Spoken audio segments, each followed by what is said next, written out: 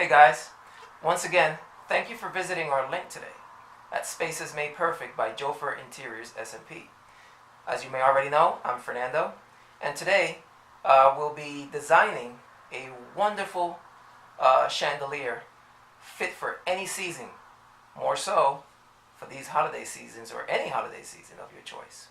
Now, above me, right above my head, we have a chandelier that will be turning into a chic work of art. Chic, as they say. Behind me, I have all these items here that I'll be talking about in just a few. Now, if you're wondering why I'm wearing gloves, I'm not prepared for surgery, by the way. Well, actually, yes.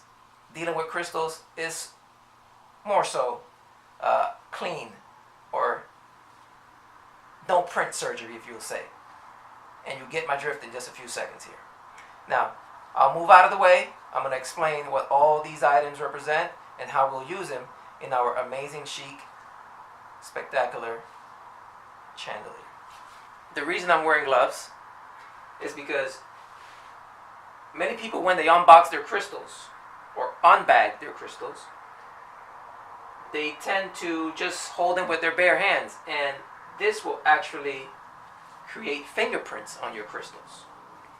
Now, you may not see them while you're handling them or creating your project, but you will notice the fingerprints once the lighting starts hitting the crystals. Now, you don't want to be polishing crystals once you haven't actually placed in your project, or it won't be good, guys. Now, we'll start by introducing a few crystals. Now, we always get our crystals from a very reputable online wholesaler. We'll try our best to put the link right below this video so you can visit that link. It's non-sponsored, guys. We just love to show you good quality stuff. Nevertheless, I'm going to come close up here to show you these two particular crystals here. The first one I'm going to show you is a crystal teardrop. Now, this beauty, if you can see it, oh, here we go, is a 1-inch teardrop crystal, followed by more of a diamond shaped crystal at the top. And they come with the hooks, guys. They come with the hooks, and they come with all the links necessary to just more of a plug and play, if you will. The other crystal, I'm going to bring it up close here, is a 2-inch teardrop. Okay? And these are beauty, guys. These are truly amazing to see in person. Now, once again, they come with the hook. Okay? The little, I should say, diamond shape crystal here, followed by another hook, and the 2-inch teardrop. More like ice or water falling from a leaf. Now, one interesting thing that we wanted to do was, once again, this is, let me bring this back into focus here.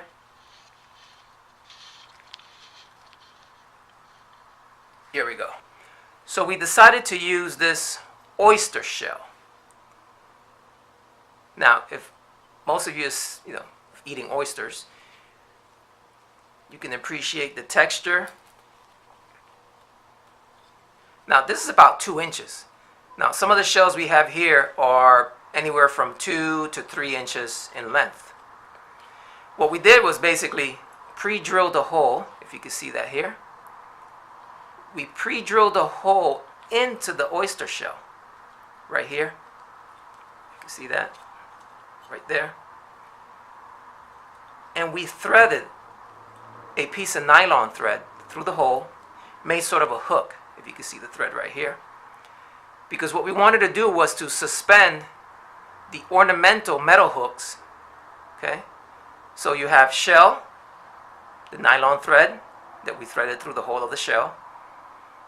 Then you have ornamental hook. You have the diamond-shaped crystal, ornamental hook, diamond-shaped crystal, and then ultimately the hook that we will use to hang on our chandelier piece. Okay, so that is what we did with this particular oyster shell in order to keep the theme, if you will. Another thing that we did here was we wanted to create just a little more visual interest. And the way we did this was, bring it up close here, we actually took the same idea and, you know, if we remove this out of the way here, as you can see, oyster shell, the hole in the oyster shell, we threaded the crystal garland, just a couple links, but then we went ahead and added the teardrop, and we kind of nestled the teardrop. There you go. We kind of nestled the teardrop into the bed of the oyster shell, if you will. So it's almost sitting, see it there, guys? It's almost sitting nicely nestled into the oyster shell. So when you hang it up, it almost seems like you have jewels coming out of the oyster. How about that? More about that later. These are the garlands that we actually purchased. And these are truly a beauty. Let me bring this up close here. Okay. If you can see this, guys, now they sell these and they're very inexpensive, guys. They sell these at about, maybe they're about 6 feet in length. Okay? And they're about 10 bucks. That's it. Okay, so, and this is the crystal garland, and these are the round balled crystal garland. And I wanted to bring that up close because I also wanted to show you the difference between the round ball crystal garland and the actual diamond shaped crystal garland. So this is a diamond shaped crystal garland. Okay? Let's take a look at the hooks that we used in order to hang this on our chandelier. So if you can see the price, $2, and these are ornamental hooks. Okay? And there are tons of hooks in here, guys, if you can see. I mean, I've used these over and over and over and over, and I probably have these for probably about 5 months, and I've used them in a lot of projects for clients as well. And they don't seem to run out. So that's a good deal.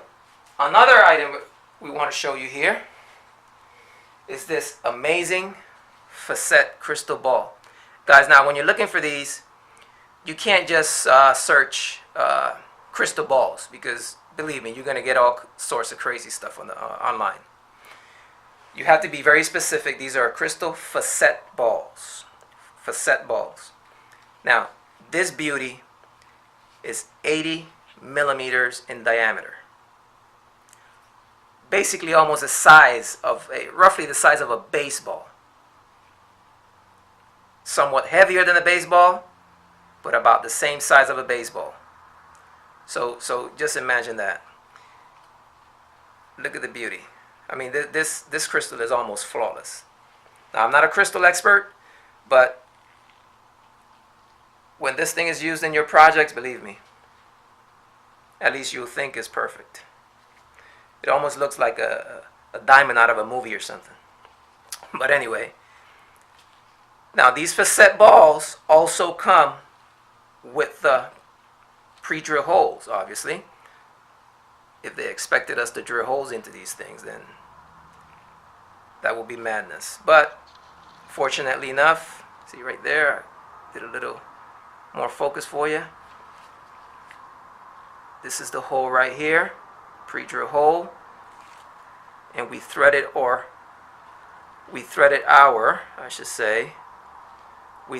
the metal ornamental hooks into that hole, made a little hoop, or a little hook at the top, I should say, and there you go.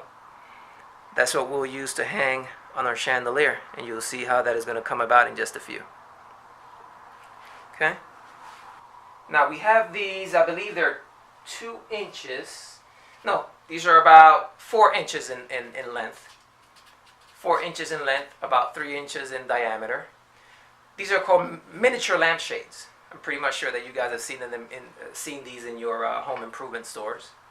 These are miniature lampshades, and we'll use these also when we recreate our chandelier right over my head here. Okay, and these are beige, so you know the roofs are white, so we wanted to keep the palette basically visually blended with the rest of the paint job throughout the space as well. Now another piece of item that we actually love is what we call, if you've never seen this before, you have to try this item. It's pretty cool. It's maybe about an inch, no, I'll say maybe about 2 inches in length. Very small candelabra bulb, I believe is what it's called. A candelabra or a chandelier bulb, if you will, just to keep it simple. But this baby actually flickers. So you see that black lining it has on the inside of the bulb? Well, that black lining actually causes the bulb, let's get in focus here, there we go. It actually causes the bulb to flicker like if it was a candle.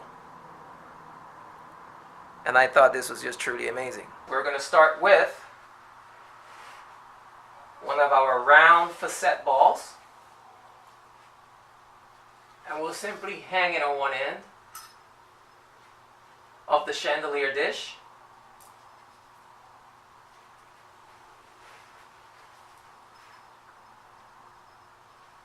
We will sort of thread the facet ball, or I should say the facet garland, not facet ball, my apologies. We'll simply thread the facet garland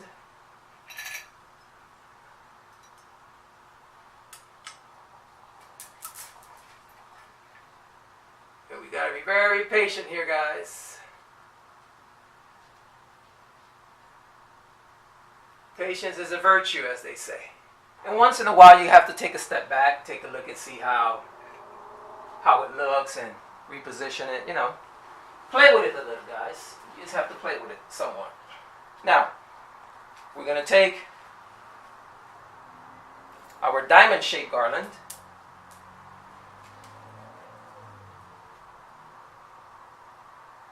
and we are going to thread it once again. Well, the opposite way. There we go.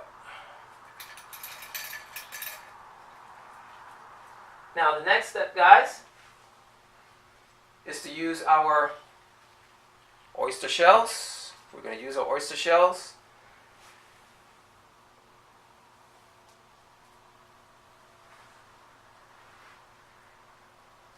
And what I like to do is, since the oyster shells are longer in length, as opposed to putting them on the side of the arm, which will get in the way, I put it on the outer part of the chandelier dish. And just hook it up like that. You know, they're pretty much scratch resistant, as long as you treat them with kindness. But you don't have to be, you don't have to nurture them as much, if you will. We'll proceed with our teardrops, and we'll place them on the opposite side of the shells, just like so. Not too much. Just keep it simple.